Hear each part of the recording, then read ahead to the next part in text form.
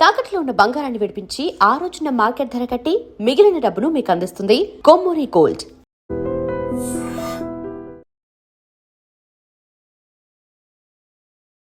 నమస్కారం, welcome to I dream. ధర్మ మార్గం విత్ విజిత కార్యక్రమానికి స్వాగతం.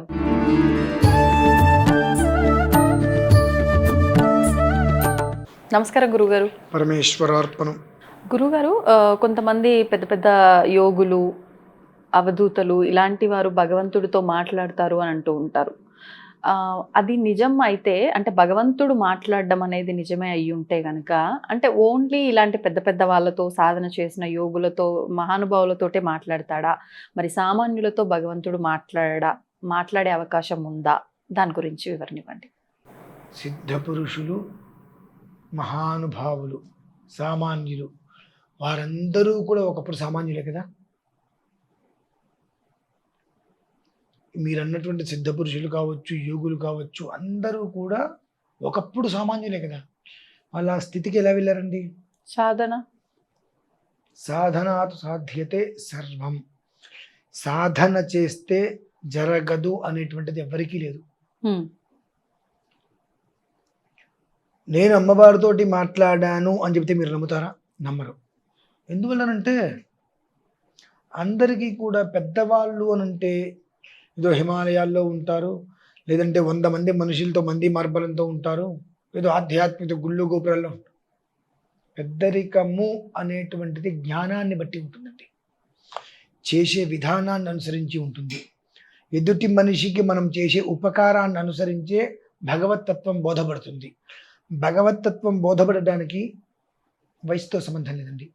మీరు వృద్ధాశిష్యా గురుర్వటుహో అని చెప్పి దక్షిణామూర్తి ఆయన జపం చేసుకుంటున్నారు ప్రశాంతంగా. ఆయన ఇంతున్నాడు. ఆయన దగ్గర ఆయన కనులు తెరిస్తే ఎన్నో విషయాలు జ్ఞానబోధ మనం తెలుసుకోవచ్చు చెప్పి లక్షల సంవత్సరాలు ఉన్నటువంటి మునీశ్వరులు ఆయన ఎదురుగుండా పరితపిస్తున్నారు ఆయన కోసం. ఇప్పుడు పెద్దరికం అంటే ఎక్కడొచ్చిందండి? జ్ఞానంలో ఉంది.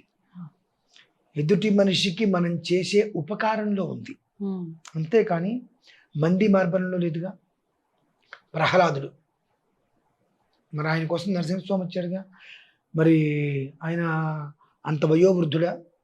అక్కడ మనకు తెలుసుకోవాల్సింది, సిద్ధ పురుషులు, సాధకులు, మహా గొప్ప గొప్ప వాళ్ళని అందరూ కూడా సామాన్యులే. ఒకప్పుడు వాళ్ళు ఒక్కొక్కళ్ళు ఒక్కొక్క విధానం అనుసరిస్తారు. కొంతమంది అందరినీ వదిలేసి నేను అడవిలోకి వెళ్ళి జపం చేసుకుంటా భగవంతుడి కోసం అంటారు. మనకు భక్త తుకారాం గారి గురించి కూడా మీరు వినే ఉంటారు. ఆయన కుటుంబాన్ని, భార్యని, బిడ్డని అందరినీ కాపాడుకుంటూ వస్తూనే భగవతత్వంలో ఉన్నాడు. ఆయన అవన్నీ మనకు తెలిసినవే. అలా మనం ఉండలేకపోతున్నాం. భగవంతుడు అక్కడ మనకు కనిపించట్లేదు అంటే ఆయన లేడు అని కదండి, మన కళ్ళు చూడలేకపోతున్నాయి. సామాన్యంగా సూర్యునే మన కళ్ళు చూడలేవు. అటువంటిది కోటి సూర్యకాంతి ఉన్నటువంటి భగవంతుని మనం ఎలా చూడగలుగుతాము? ఆ విషయం అక్కడ పెట్టేద్దాం. మాటకంత గొప్పతనం ఉంటుందా అని అంటే చాలా పవర్ ఉంటుందండి. ఎంతటి పవర్ ఉంటుంది అంటే మాటకి. మీరు ఫోన్లో ఏదైనా అడిగితే అదేమవుతుంది? మీరు ఏదైనా ఫోన్లో ఏఐని కావచ్చు, గూగుల్ కావచ్చు, హే గూగుల్ని అడిగితే మీకు వెంటనే చెప్తుందిగా. అంటే ఆ శబ్ద తరంగాన్ని అది తీసుకోగలుగుతుంది. తీసుకోవట్లేదా? తీసుకుంటుంది. మనం ఇప్పుడు అన్నామంటే ఏమైనా వస్తుందా? కానీ ఆ శబ్ద తరంగం దాన్ని ఏదైనా అడిగితే అది ఏం చేస్తుంది? వెంటనే వస్తుంది. అంటే మాటకి శక్తి ఉందా లేదా? మాటకి శక్తి ఉందా లేదా? ఉందంటారు లేదంటారు.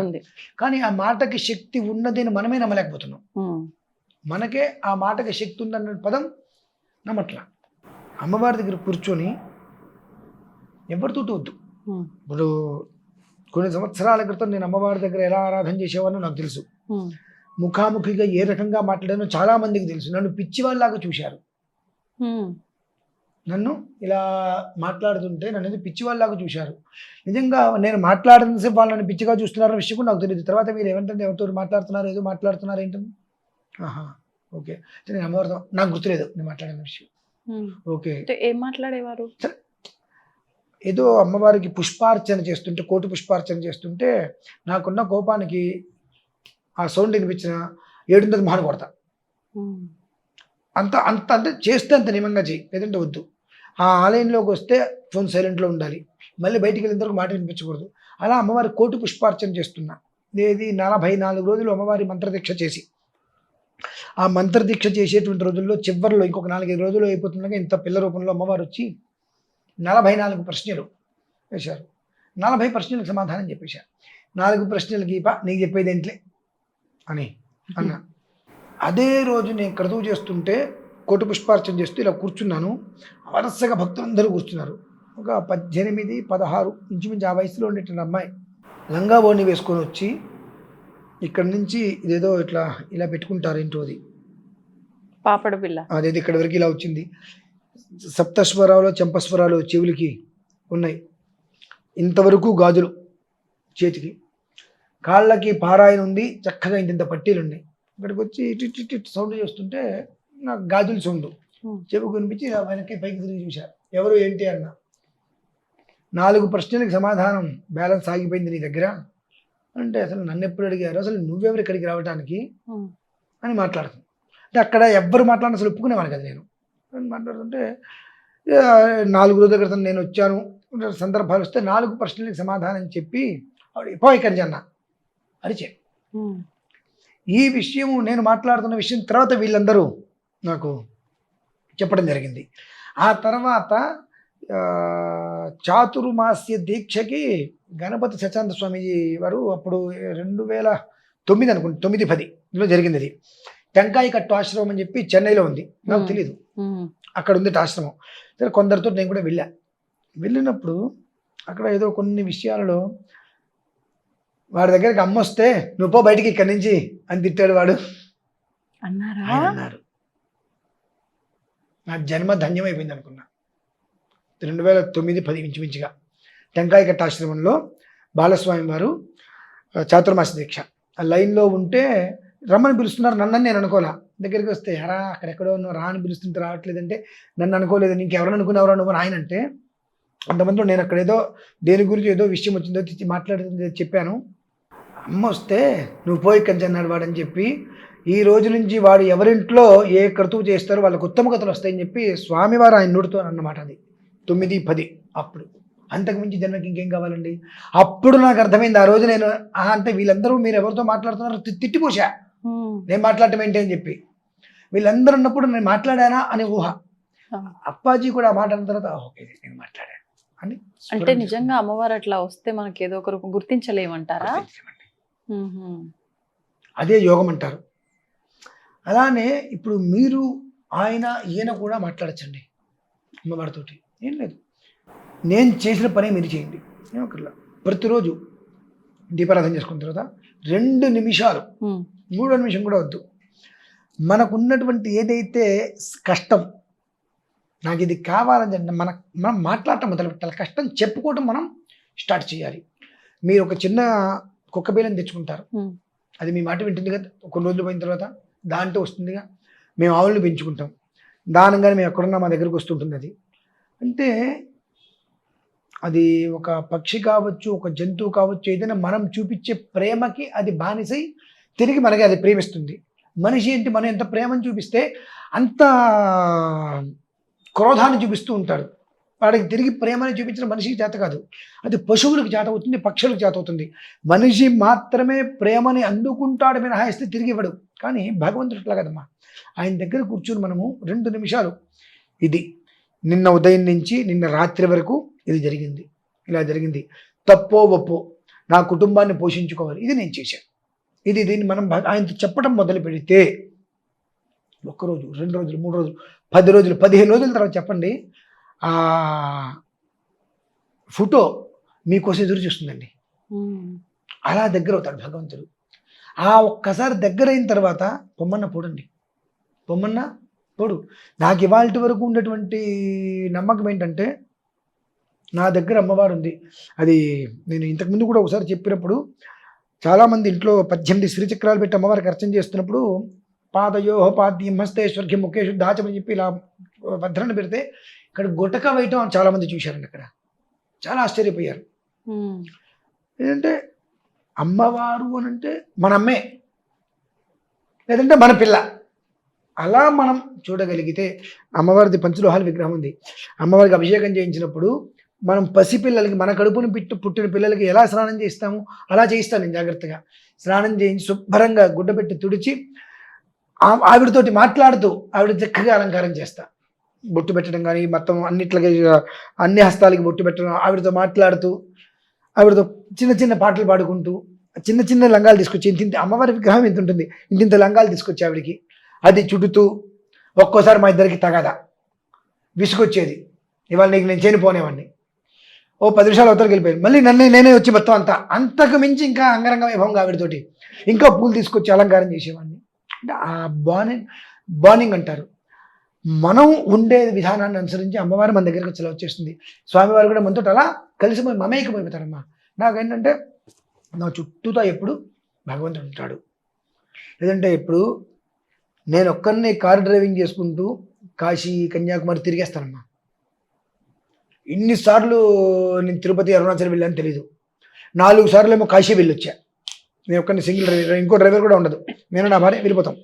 ఇన్ని డ్రైవింగ్లు చేసుకొచ్చినా నేను సేఫ్గా ఎక్కడికి వెళ్ళి ఇంటికి వస్తున్నాగా. అంటే నా దగ్గర ఆయన ఉన్నాడు. సో నేను అయినంత వరకు ధర్మయుక్తంగానే ఉంటున్నాను కనుక నా దగ్గర ఆయన ఉన్నాడు. కాబట్టి నేను దేనికి భయపడాలి? ముందు అది రావాలి లోపల. ఇప్పుడు దీన్ని ఏమంటారు? పిడికిలి, చెయ్యి చెయ్యి కదులుతుంది అంటే లోపల ఏముంది? జీవం, ఆత్మ. అంటే జీవం అంటే ఆత్మ, అదేగా పరమాత్మ. ఇవాళ శరీరం అంటున్నాం, రకరకాలుగా అంటున్నాం. ఈ ఆత్మ అనేటువంటిది ఒక క్షణం బయటికి వెళ్తే దీని పరిస్థితి ఏమవుతుంది? నిర్జీవం. అందుకనే మనం ఏ పని చేయాలన్నా లోపల ఉన్నటువంటి పరమాత్మని అసంతృప్తి చేయకుండా, మన ఇంట్లో ఉన్నటువంటి భగవంతుడికి ఇబ్బంది కాకుండా ఏ పని చేసుకోవచ్చు. అది భగవంతుడితో నువ్వు ఎలా ఉన్నావో అనవసరం. భగవంతుడి దగ్గర ఉన్నప్పుడు, భగవంతుడితో ఉన్నప్పుడు నువ్వు నేనంతే. ఇంకొక మనిషితో నాకు సంబంధం లేదు. పొద్దున్నే లేచానా, స్నానం చేశానా, ఉచ్చని దీపారాధన చేశా, ఇగో నీకు చెప్పుకుంటే నా భారం దిగుతుంది, ఇంకెవరికి చెప్పుకున్నా మోసేస్తారు. కాబట్టి నేను ఈ పని చేశా, నేను సిగరెట్ తాగా, నేను మందు తాగా, నువ్వు చేసిన తప్పు ఆయన దగ్గర చెప్పాయి, ఆయన వెంటనే క్షమిస్తాడమ్మా. దాస్తే వృద్ధి చెందుతుంది. ఇలా చేశా నీ దగ్గర చెప్పుకుంటే నా మనస్సు కుదుట పడుతుంది, తేలిక పడుతుంది. కాబట్టి నీకు చెప్పుకున్నా. ఎందువల్ల నాకంటూ ఒక కుటుంబం, నేను దాన్ని కాపాడుకోవాలి, నేను ప్రశాంతంగా ఉండాలి, నేను సంతోషంగా ప్రశాంతంగా ఉంటే నా కుటుంబాన్ని ఇవి ఏవైతే ఉన్నాయో సాటి మనిషికి అయితే ఎప్పుడు చెప్పుకోవద్దు. జీవితాన్ని గుర్తుపెట్టుకోండి. నీ కష్టం నువ్వు ఎదుటి మనిషికి చెప్పుకున్న వాడు మోసేస్తాడు 10 మందికి. కష్టం అనేటువంటిది భగవంతుడికి చెప్పు, సుఖం భగవంతుని అడగద్దు, సుఖం భగవంతుని అడగద్దు. నీకు ఎందుకున్నాడు ఆయన? తోడుగా నీ కష్టాన్ని వినటానికే ఉన్నాడు ఆయన. నువ్వు కష్టం చెప్పుకోవటం మొదలుపెట్టమ్మా, ఇతన్ని మాట్లాడతాడు. 30 రోజులు, 15 రోజులు, మహా అయితే 27 రోజులు మీ నక్షత్రం ఏదైతే ఉంటుందో ఆ నక్షత్రం మొదలుపెట్టి మళ్ళీ నక్షత్రం వరకు రోజు 2 నిమిషాలు చెప్పడం మొదలుపెట్టండి. ఆ టయానికి వచ్చేటప్పటికి అయస్కాంతం ఇనుముని లాగేసినట్టుగా లాగేస్తుంది ఖచ్చితంగా. చెప్పకుండా మనకు ఇంకొక పని తోచదు. 2 నిమిషాలు మాట్లాడాల్సింది ఆయనతోటి. ఆయన మనతోటి మాట్లాడటం మన స్ఫురణ వస్తుందమ్మా. ఆయన మనకి ఏదైతే చెప్తాడో అది జరగడం మనకు అలాగ చూస్తాం. అంతకు మించినటువంటి యోగ పురుషులు ఎవరు ఉంటారమ్మా? ఎవరో యోగ పురుషులు అంటే మనం దిక్కుమాలిన పురుషులమా? ఎవరో సిద్ధ పురుషుడు, మనం సిద్ధిలేని పురుషులమా? సిద్ధలేని మనుషులమా? దిక్కులేని మనుషులమా? కాదు కదండి. ప్రతి మనిషి సామాన్యుడే. ఒక్కొక్కరు ఒక్కొక్క విధానాన్ని. నేను ఆచరించింది ఏంటి? భగవద్గీత ఆరాధన చేసుకుంటూ నా చుట్టూతో ఉన్న వాళ్ళు ఎప్పుడు నవ్వుతూ ఉండాలి. వాళ్ళకి నా వరకు ఏదైనా ఉందంటే నేను కడుపుని అన్నం పెట్టడమా అటువంటిది ఏదైనా వాళ్ళని నవ్వుతూ నేను ఉంచగలిగితే నా తత్వం అది నేను ఒక తత్వం పెట్టుకున్నా. కొంతమంది ఇవన్నీ పెట్టుకోరు, అదొక ధోరణిలో పెడతారు. నువ్వు వెళ్ళే ధోరణిలో ఎవరంటే వచ్చినా నువ్వు మారద్దంటారు ఆయన. నీ ధోరణి నువ్వు పెట్టుకో. వాళ్ళు చెప్పారు నీ మైండ్ నువ్వు మార్చుకున్నా, వీళ్ళు చెప్పారు నీ మైండ్ మార్చుకున్నా ఉపయోగం లేదు. సో దాన్ని నువ్వు ఎప్పుడైతే చెడగొట్టుకోకుండా ఉంటావో నీ వెంట నేను ఉంటా. అదొకటే అమ్మా, అది విషయం. ఎంత బాగుందో ఇదంతా వినడానికి. తప్ప మాట ఆచరించండి, అనుభవంలోకి వస్తుంది. వినటానికి బాగుండటం కాదండి. ఒక్క 27 రోజులు 2 నిమిషాలు టైం పెట్టుకోండి, ఆచరించండి. ఆ అనుభూతి ఇదే ప్లేస్లో మీరు కూర్చొని సింగిల్ గాలో జనాలకు చెప్పగలుగుతారు. నేను స్వయంగా ఆ అనుభూతి చెందాను, నమ్మకపోతే మీరు కూడా చెందని చెప్పి దాన్ని ఒక ఛాలెంజ్గా మీరు చెప్పగలుగుతారమ్మా. నేను అనుభవించే కాబట్టి నేను ఎప్పుడు ఎందుకు బయట అందరికీ తెలుసు కోపంగా ఉన్నప్పటికీ ఎందుకు చాలా రిలాక్స్గా ఉండంటే ఇది నాది, ఓకే పోయింది, అది నాదే, ఎక్కడికి పోదు, అది ఇక్కడ ఉండాలి. ఒకటి పోయిందని చెప్పి బాధ అవద్దు, ఒకటి వచ్చిందని చెప్పి సంతోషం అవద్దు. అది ఉండగలవా? అంటే నిన్ను నువ్వు కంట్రోల్లో చేసుకోగలిగితే మొత్తం ఎవ్రీథింగ్ మన కంట్రోల్లో వస్తాయి.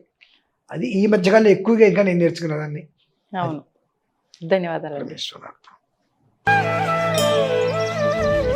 దీన్ని తవ్వండి, తవ్వుతూనే శివలింగం. పరమాత్మకు జీవా సరే దాన్ని అట్లా కప్పేసేయండి, చూపించదండి. Krishna is there.